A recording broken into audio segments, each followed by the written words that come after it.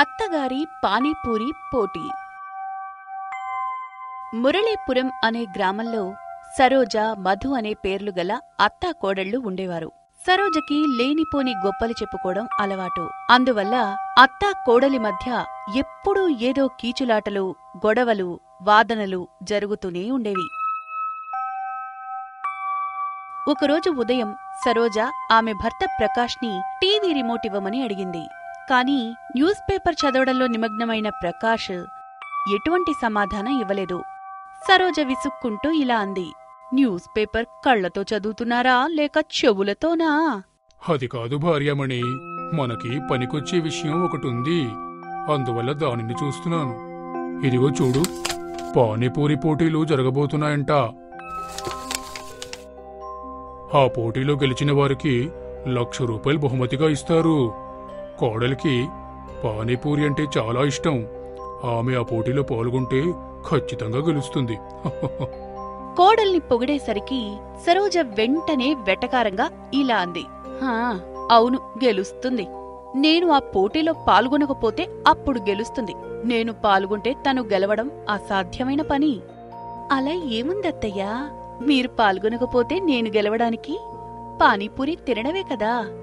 నువ్వా? ఈ కాలం అమ్మాయిలు ఏం తినగలుగుతారు? పానీపూరి నేను తినేదాన్ని. ఒక్కసారి తినడం మొదలుపెడితే పానీపూరి అమ్మేవాడి చేతులు అలసిపోయేవి, కాని నేను మాత్రం అలసిపోయేదాన్ని కాదు. అలా అయితే పోటీలో పాల్గొనండి, చూద్దాం ఎవరలసిపోతారో. సరోజ ఆత్మాభిమానం కారణంగా మధు విసిరిన సవాల్ను స్వీకరించింది. కాని సరోజ ఇలా ఆలోచించసాగింది, నేనేమో ఓకే చెప్పేశాను, కాని ఒకవేళ నేను ఓడిపోతే నా పరువే పోతుంది. అప్పుడే టీవీలో ఒక ప్రకటన వచ్చింది. జీవితంలో గెలవడం ముఖ్యం, అందుకు ప్రాక్టీస్ ఇంకా శ్రద్ధ చాలా అవసరం. ప్రకటన చూసిన సరోజ బజారుకు వెళ్లి సంచి నిండా పానీపూరి ప్యాకెట్స్ తీసుకొచ్చింది. ఆమె భర్త ప్రకాష్తో ఇలా అంది, మీరు ఒక మాట వినండి. ఈ రోజు నుండి మీరు నాకు ఉదయం, సాయంత్రం పానీపూరి తయారు చేసి ఇవ్వండి.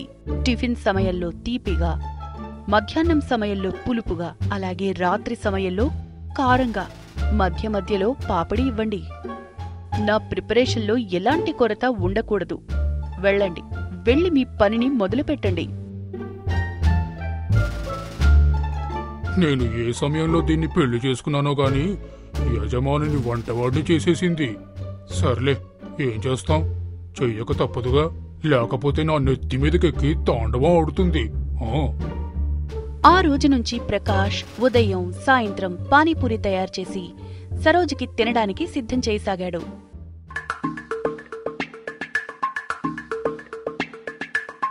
సరోజా, ఈరోజు నువ్వు 500 పానీపూరీలు తిన్నావు. నిన్న 420 మాత్రమే తిన్నావు. అలాగా, రేపు నేను 700 పానీపూరీలు తింటాను. అలాగే పోటీ రోజున నేను మొత్తం 1000 పానీపూరీలు తిని మొదటి బహుమతిని గెలుచుకుంటాను. కాని అన్ని పానీపూరీలు తిన్న కారణంగా సరోజ కడుపులో గడబిడ మొదలైంది. ఆమె వెంటనే బాత్రూం వైపు పరుగు తీసింది.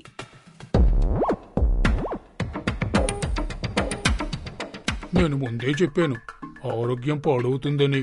మీరు నోరు మూసుకుని వెళ్లి కాయం చూర్ణం తీసుకురండి. రేపు ఉదయానికి అంతా సర్దుకుంటుంది. అలా సరోజ చూర్ణం తాగి పడుకుంది.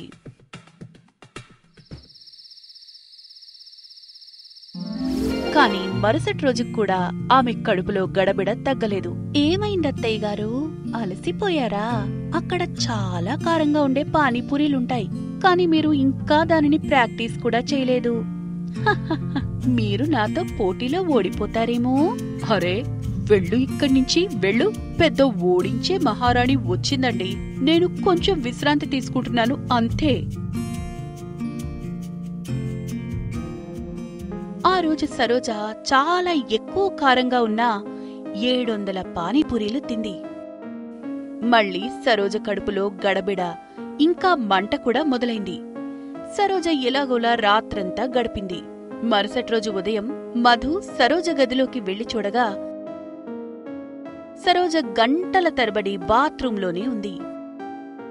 అయ్యో అత్తయ్యా, ఇదేంటి మీరు ఇంకా తయారవ్వలేదా? కొద్దిసేపట్లో పోటీ మొదలవుతోంది. పోటీనా? నా బొంద! ఇక్కడ పానీపూరీలు నా కడుపులో పోటీ పడుతున్నాయి. వెళ్ళెవరినైనా డాక్టర్ని తీసుకురావే. అయ్యో, నా కడుపులో నొప్పి.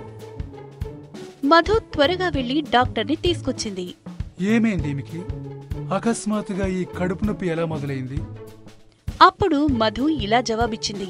ఏం లేదు డాక్టర్ గారు, అత్తయ్య గారి కడుపులో 1620 పానీపూరీలు యుద్ధం చేస్తున్నాయి. ఆ మాటకి అందరూ నవ్వసాగారు.